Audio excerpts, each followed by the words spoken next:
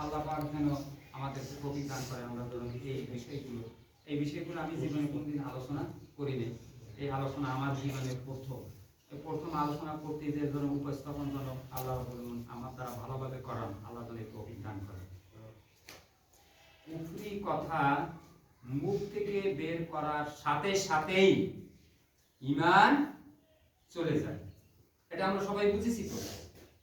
এবং নামাজ, রোজা, হজ, যাকাত ইত্যাদি ইত্যাদি তার এই রকমের শরীয়তি যত আরো কাজ আছে সবগুলো তো কিতাবে লেখা সম্ভব না। যত সওয়াবের কাজ করেছে, অর্থাৎ ওই ব্যক্তি এইভাবে যত সওয়াবের কাজ করেছে তার সবই বরবাদ হইয়া যায়, বিয়া ভেঙে যায়। যদি ফরজ হজ করে থাকে তা বাতিল হয়ে যাবে। যদি পুনরায় তওবা করে মুসলমান হয় তাহলে নেকা নতুন করে করতে হবে, বিয়ে আবার নতুন করে দোড়ায়া নিতে হবে। সম্পদশালী হলে পুনরায় হজ করতে হবে।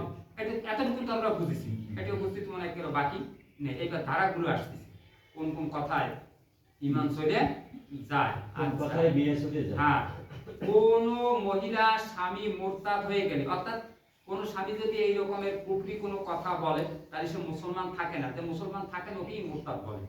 আচ্ছা, ওই মহিলার বিয়ে বাতিল হয়ে যায়, অর্থাৎ ওই মহিলার বিয়ার ওই যে কথা আগে বলেছে স্বামীর সাথে নেই, তার স্বামী তওবা করে মুসলমান না হওয়া পর্যন্ত তার সাথে কোনোই সম্পর্ক রাখতে পারবে না। ওই অবস্থায় স্বামীর সহিত মেলামেশা করলেও কি গুনাহগার হবে? স্বামী জোর জবরদস্তি করে স্ত্রীর সাথে যদি মেলামেশা করতে চায় এটা উচিত হবে না। মুসলমান সমাজের নিকট প্রকাশ করে দেবে। ওই স্ত্রী কি করবে? মুসলমানদের সমাজে কি করে দেবে? যে সমাজ আছে ওই সমাজে প্রকাশ করে দেবে স্বামী তার এই রকমের ব্যাপার করে গেছে, আমার বিবাহ মানে ভাঙিয়ে গেছে, আমি তার সাথে যদি কথা করি তাহলে আমার গুনাহ হবে। শরীয়ত বিধি মোতাবেক আপনারা আমাকে তার সাথে কি আবার নতুন করে বিবাহ দিয়ে দেওয়ার ব্যবস্থা করুন। ঈমান রক্ষার জন্য লজ্জা ত্যাগ করবে ওই স্ত্রী, যে প্রকারে হোক আলাদা থেকে ঈমান বাঁচাতে হবে। কুফরি কথা মুখ থেকে বের করলে ঈমান চলে যাবে। হাসি ঠাট্টা করে যদি বলে, মন দিয়ে না বললেও এই হুকুম, অন্তর দিয়ে বলা লাগবে না। হাসি তামাশা করে মুখ দিয়ে বার হয়ে গেলেও ঈমান চলে যাবে।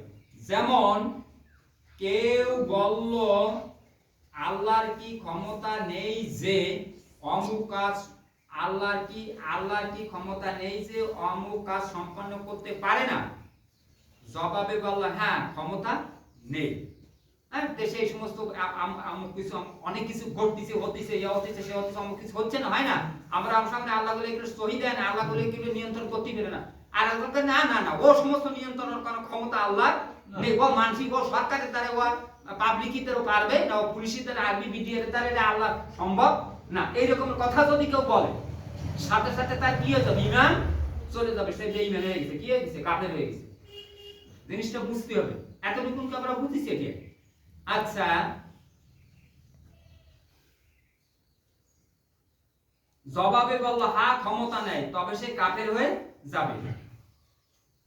কেউ কোন ব্যক্তিকে বলল, কেউ কাউকে বলতেছে চলো নামাজ পড়তে যাই, আমরা বলি না একজনে নামাজ পড়তে যায়, আমরা খেয়াল করে শুনি কথাগুলো, কিন্তু জবাবে যদি সে বলে যে কে যায় ওটা বসা করতে, কি নামাজ কি ওতে কিছু হয় না, পড়ে কি হবে? হয় নামাজ পড়ে কি হবে? ওটা বসা ছাড়া আর কিছু না, এগুলো করতে যায় কে? নাম দেখছি কত নামাজিকে দেখলাম, কিছু হলো না, কি হয় পাইছে কি নামাজ পড়িয়া? আমরা না পড়ি আরো ভালো আছি। কথাটা বুঝেন? এই জায়গা তো অল্পটুকু বলেছি, এর ব্যাপকতা অনেক। এই কথার কি ব্যাপকতা অনেক। এভাবে কেউ বলল। আবার যদি কেউ বলে রোজা রাখো, একজনে নসিহত করলাম, একজনে বলবে তুমি রোজা রাখো, উত্তরে বলল না, কে কে মরতে চায়? ঘরে কি ভাত নেই? রোজাতে না খেয়ে মারবো? ঘরে কি আমার ভাত নেই, এ ধরনের কথা আমরা কেউ বলি নাকি? যদি আমরা কেউ বলে থাকি, পূর্বে যদি বলে থাকি কোনোদিন, তাহলে তাকে তওবা করে মুসলমান হতে হবে, স্ত্রী কিন্তু কালেমা পড়ায় আমার দৌড়াতে হবে, এরকম যদি কে জীবনে বলা থাকে নাহলে কিন্তু মরার পরে কিন্তু কি জাহান্নাম। এটা আমার কথা নেই, কেতাবে বলতেছি, বেহেশতে যেও ৩য় খণ্ডে 290 পৃষ্ঠার ভিতরে জায়গা সব কিতাবের কথা। আচ্ছা, উত্তরে বললো না খেয়ে থাকতে কে চায়? না খেয়ে কি মরবো? ঘরে কি ভাত নেই? হ্যাঁ, সে রোজা রাখুক।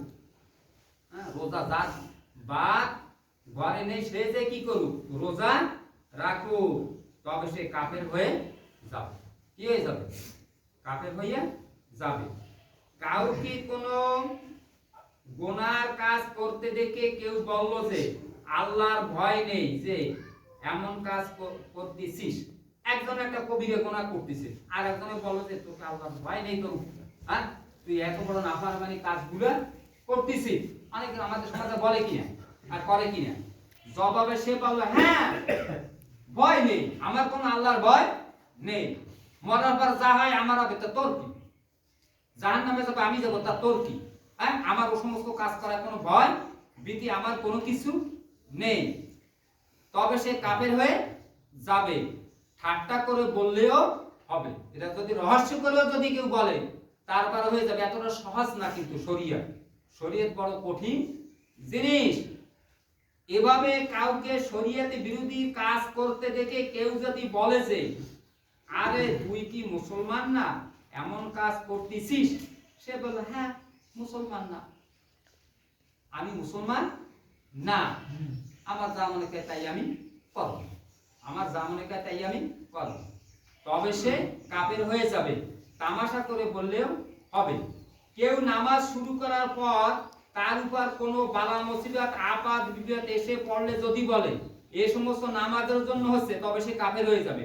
একজন মুসলিম নামাজ কালাম সব কিছু করতেছে, পাশের আর একজন নামাজ কালাম কিছু করে না, আমরা চিন্তা করতেছি আরে আল্লাহ আমি আগে নামাজ কালাম কত না, নামাজ কালাম করে দিয়ে আমার বিপদ আপদ বাড়িয়ে গেছে, হ্যাঁ আমার বিপদ আপদ নেই বাড়ি গেছে, নামাজের কারণে আমার বিপদ আপদ বাড়ি গেছে, এই চিন্তা ভাবনা এই কথা মুখ থেকে যদি কেউ বলে তাহলে কি হবে? সে কাফের হইয়া যাবে। কথাগুলো ভালো করে আমরা বোঝার চেষ্টা করি।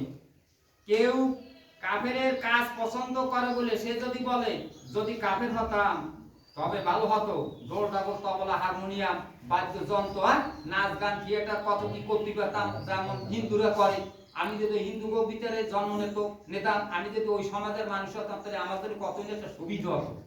এরকম কথা যদি কেউ মনে করে তাহলে সে সাথে সাথে কাফের, সাথে সাথে কি কাফের। এই ধরনের কার্যক্রমের কথা অন্তরে আনাও যাবে না, রহস্য করে মুক্ত বলাও যাবে না।